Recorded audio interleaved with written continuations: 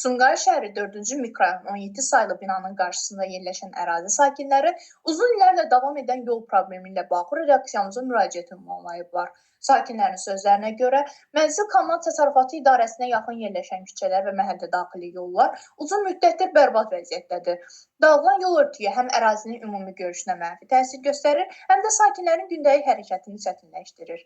Bildirilir ki, xüsusilə piyadalar, yaşlı insanlar və uşaqlar üçün hərəkət zamanı ciddi narahatlıq yaranır. Eyni zamanda avtomobillərin gediş-gəlişi də çətinləşib. Bəzi hissələrdə yol örtüyünün sıradan çıxması əlavə problemlər yaradıb. Sakinlər qeyd edirlər ki, şəhərin mərkəzinə yaxın ərazilərdən biri olmasına baxmayaraq, burada uzun illərlə əsaslı təmir işləri aparılmayıb.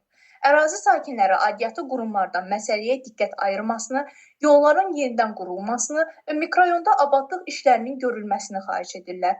Ümid edilir ki, məsələ ilə bağlı aidiyyatı qurumlar qısa zamanda tədbir görəcək. Gülnar Kərimova, Sumqayıt TV.